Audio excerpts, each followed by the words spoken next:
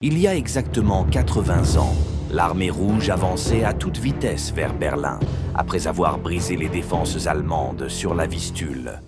Face à l'effondrement total du front de l'Est et à la menace croissante qui pesait sur la capitale du Reich, l'une des pires décisions possibles fut prise, nommer Himmler commandant en chef du groupe d'armée Vistule. Sa mission était d'arrêter l'avancée soviétique et d'empêcher ainsi l'armée rouge de s'approcher davantage de Berlin. Avec cette nomination, le dirigeant allemand espérait qu'Himmler exécuterait tous ses ordres sans discuter et appliquerait des mesures très strictes à l'encontre de ses propres troupes, afin qu'aucun soldat ne recule vers l'ouest. Comme Hitler le souhaitait, son subordonné obéit à toutes les directives qui lui furent données. Mais cela ne fut pas suffisant pour stopper l'avancée de Zhukov. La mesure la plus désespérée prise par les Allemands pour empêcher les Soviétiques d'atteindre Berlin fut l'opération Solstice, que nous allons analyser en détail. Tout commença le 12 janvier 1945, lorsque les Soviétiques attaquèrent le front de la Vistule et traversèrent rapidement les défenses allemandes. Cette progression fulgurante à travers la Pologne les mena à seulement 70 km de Berlin au début du mois de février.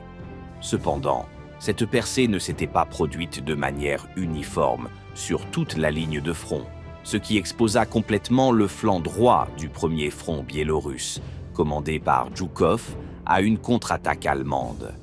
Face à cette situation, Zhukov consulta ses généraux pour décider de la meilleure stratégie à adopter.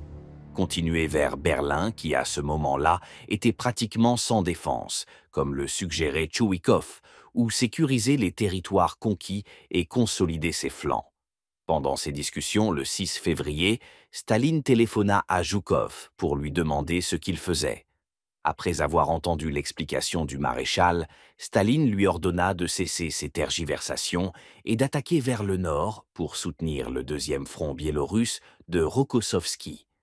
Par ailleurs, dans l'arrière-garde soviétique, les Allemands résistaient encore en Courlande et désormais aussi en Prusse orientale. De son côté, le général Guderian, qui était depuis juillet 1944 chef de l'état-major général du haut commandement de l'armée, demandait depuis plusieurs mois l'évacuation totale de la Courlande. À présent, il réclamait également le maintien d'un corridor en Poméranie permettant l'évacuation des unités allemandes encore présentes en Prusse orientale. Son objectif était désormais de regrouper ses forces pour lancer une contre-offensive massive depuis la Poméranie vers le sud, afin de couper les avant-gardes soviétiques et de ralentir l'avancée vers Berlin, que les Allemands considéraient comme imminente. Pendant ce temps, Himmler, accablé par la situation, devait sans cesse rapporter à Hitler les échecs militaires qu'il subissait sur le champ de bataille. Cela détériora progressivement l'image qu'Hitler avait de lui et leur relation se refroidit considérablement. Dans une tentative de regagner la confiance du Führer et de retrouver une place centrale, Himmler ne cessa de parler de contre-attaques imminentes, sans jamais préciser de plan concret. C'est dans ce contexte qu'eut lieu une réunion au début du mois de février où Guderian proposa de lancer cette offensive. Pour cela, il était nécessaire d'évacuer la Courlande et la Prusse orientale, ainsi que de déployer la 6e armée Panzer SS qui venait tout juste de se retirer des Ardennes. L'idée était d'effectuer une attaque en tenaille contre l'avant-garde du premier front biélorusse, afin de la couper complètement. La pince nord partirait de Poméranie, tandis que la pince sud serait lancée depuis le secteur proche de Kustrin, sur l'Oder. La réunion entre Hitler et Guderian se déroula ainsi. Vous devez me croire quand je dis que ce n'est pas de l'entêtement qui me pousse à insister autant sur l'évacuation de la Courlande. Je ne vois pas d'autres moyens à notre disposition pour rassembler des réserves, sans lesquelles nous n'avons aucun espoir de défendre la capitale. Je vous garantis que je n'agis que dans l'intérêt de l'Allemagne, déclara Guderian à Hitler. « Comment osez-vous me parler ainsi ?» s'écria Hitler. Croyez-vous que je ne me bats pas pour l'Allemagne? Toute ma vie n'a été qu'un long combat pour l'Allemagne. » À partir de ce moment, la conversation entre les deux hommes devint de plus en plus tendue, jusqu'à ce qu'ils parviennent finalement à se calmer et à conclure que cette opération était la meilleure option disponible. Toutefois, elle serait menée avec beaucoup moins de troupes que ce que Guderian avait demandé, car l'évacuation totale de la Courlande et de la Prusse orientale ne fut pas approuvée, et la 6e armée Panzer SS ne serait pas envoyée sur le nouveau front de l'Oder. Même si ces mesures avaient été validées, il aurait été impossible de positionner ces unités en Poméranie à temps pour qu'elles participent à l'offensive, car l'attaque allait être lancée de manière imminente. Guderian demanda également que Himmler ne soit pas le commandant en charge de l'attaque et proposa à sa place le général Wenck. De son côté, Himmler n'était pas en mesure de défendre son point de vue et la situation le dépassait complètement. Il savait qu'il ne disposait ni du nombre d'hommes nécessaires, ni des munitions, ni du carburant pour mener à bien l'opération exigée, mais il n'avait pas d'autre choix que d'obéir s'il voulait rester en bons termes avec Hitler. À ce moment-là, Himmler bénéficiait encore du soutien total d'Hitler, ce qui fut clairement visible lorsque le Führer prit sa défense, alors que Guderian insistait pour qu'il soit démis de son commandement militaire. La conversation fut la suivante. « Himmler est tout à fait capable de mener cette attaque à lui seul », affirma Hitler. Le Reichsführer SS ne possède ni l'expérience nécessaire, ni un état-major suffisamment compétent pour diriger l'attaque sans aide. Par conséquent, la présence du général Wenck est essentielle, répliqua Guderian. Je ne vous permets pas de me dire qu'Himmler est incapable de remplir son devoir, hurla Hitler. Finalement, après de nouvelles discussions, Hitler accepta que Wenck assiste Himmler dans la conduite de l'offensive. Sur le papier, le nombre de forces allouées à cette opération semblait impressionnant, car il était prévu de disposer d'environ 1200 chars. La réalité, cependant, était bien différente. La plupart des blindés ne purent pas être acheminés jusqu'en Poméranie, et ceux qui y parvinrent manquaient cruellement de munitions et de carburant. Il faut rappeler que la grande offensive en préparation à cette période était celle qui débuta quelques semaines plus tard sur le lac Balaton, visant à défendre la capitale hongroise et les dernières ressources pétrolières du Troisième Reich. Ainsi, l'unité allemande chargée d'exécuter cette mission fut la 11e armée Panzer SS, commandée par le célèbre général Felix Steiner. Elle comprenait 11 divisions, dont 7 divisions blindées. Mais une fois encore, il ne faut pas se laisser tromper par les chiffres. Ces divisions totalisaient à peine 300 chars de tout type, avec du carburant et des munitions pour seulement quelques jours de combat. Les unités finalement disponibles pour cette offensive plus limitée, qui devait attaquer sur un front d'environ 55 km, était intégré au 11e armée Panzer SS et se composait des éléments suivants.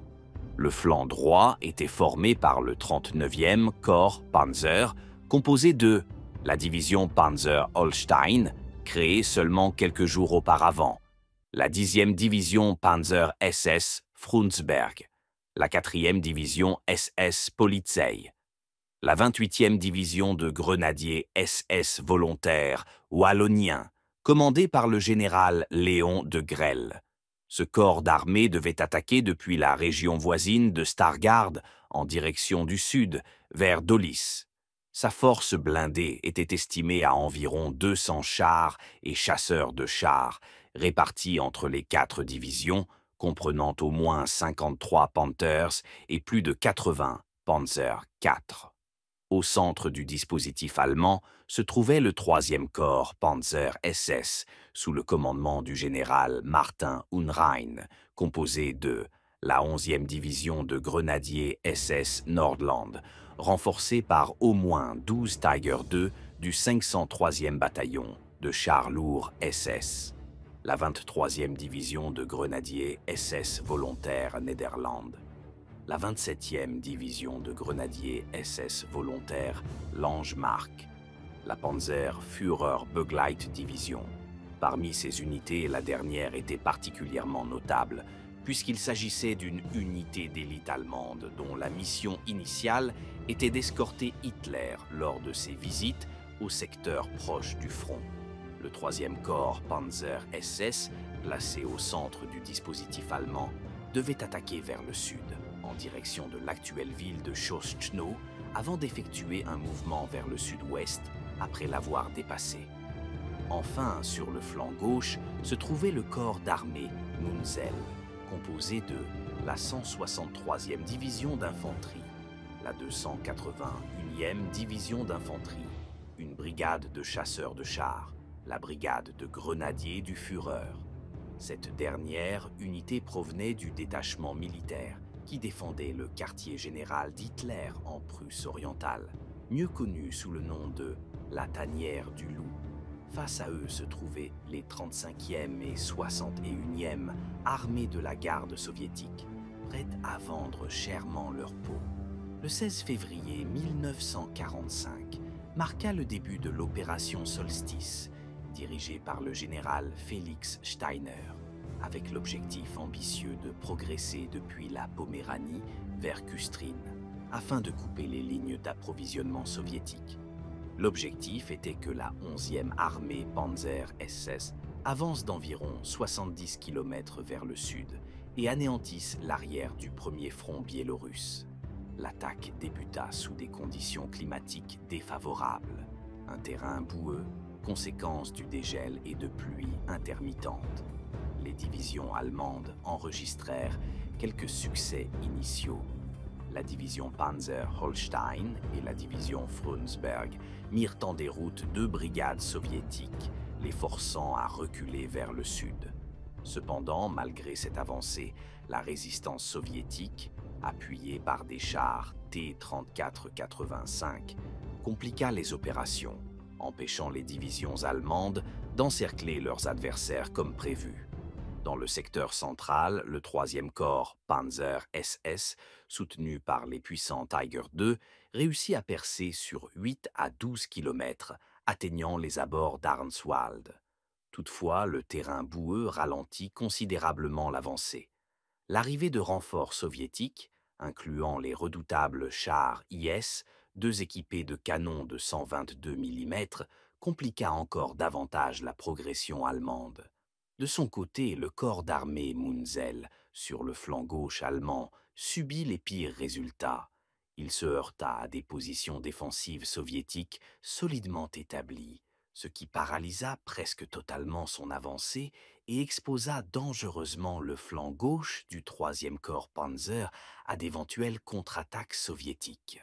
À la fin de la journée, les avancées allemandes furent inférieures aux attentes, et avec l'arrivée des renforts soviétiques, la situation s'annonçait compliquée pour les jours suivants.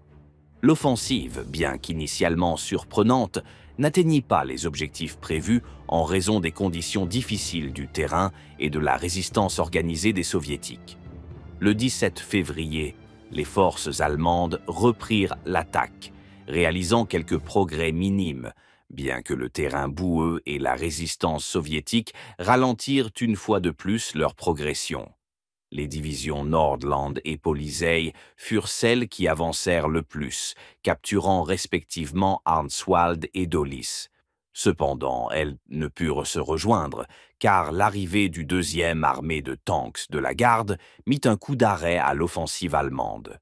À Arnswald, les forces allemandes, appuyées par quelques Tiger II, repoussèrent plusieurs attaques soviétiques tout en permettant l'évacuation de civils par un petit corridor d'échappement. Progressivement, l'offensive commença à s'enliser, ce qui conduisit Hitler à recevoir un rapport pessimiste du général Wenck. Peu après, Wenck fut victime d'un accident de la route, le laissant hors de combat, et le général Hans Krebs prit le relais de l'opération. Le mauvais temps, la boue omniprésente et l'arrivée de renforts soviétiques aggravèrent encore la situation pour les Allemands, et l'offensive s'effondra progressivement. Voyant l'échec imminent, Himmler tomba malade et abandonna son commandement, laissant l'opération sans direction claire. Le 18 février, l'offensive allemande avait perdu tout élan et les forces du 11e armée Panzer SS passèrent sur la défensive. Le commandement allemand décida alors d'annuler l'opération, sous prétexte d'éviter une usure inutile des troupes, alors que la pénurie de carburant et de munitions compromettait gravement leur capacité de combat. Dans le même temps, les forces soviétiques, désormais renforcées, accentuèrent leur pression sur le saillant allemand. Après la conférence de Yalta du 11 février, Staline ordonna à Zhukov et Rokossovski d'attaquer vers le nord afin d'encercler les forces allemandes en Poméranie. Le 19 février, Zhukov lance son offensive, avançant vers Stettin avec la 61e armée et la 2e armée de tanks de la garde. La ville d'Arnswald restait un point de résistance allemand. Mais le général Joachim Ziegler, commandant la division Nordland, décida de l'évacuer pour éviter un encerclement soviétique. Le 20 février, les forces allemandes réussirent à évacuer les civils et les blessés d'Arnswald, grâce aux efforts des soldats de Nordland, qui maintinrent un couloir ouvert. Les troupes allemandes se replièrent vers des positions défensives plus au nord, tandis que les soviétiques intensifiaient leur progression. Peu après, Zhukov relança son attaque et début mars, la 19e armée soviétique atteignit Kolberg, isolant les troupes allemandes dans Danzig.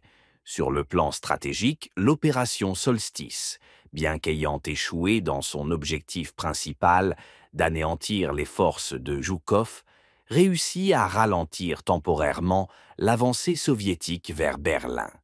Cela permit aux Allemands de renforcer les défenses le long de l'Oder et de préparer une résistance plus prolongée. Certains historiens, comme Christopher Duffy, soutiennent que cette opération retarda la chute de Berlin de plusieurs mois, bien que le débat demeure quant à savoir si Berlin aurait pu tomber dès février. En résumé, l'opération Solstice ne parvint pas à infliger une défaite majeure aux Soviétiques, mais elle réussit néanmoins à ralentir leur avancée et à forcer Zhukov et Rokossovski à concentrer leurs efforts en Poméranie avant de reprendre leur marche vers Berlin. Alors, souhaitez-vous analyser en détail les 7 offensives lancées par l'Allemagne sur le front de l'Est en 1945 ? Vous les trouverez dans mon livre, dont le lien avec une réduction est disponible dans la description. Un grand merci à tous et rendez-vous dimanche prochain pour une nouvelle analyse. À bientôt. Blast off!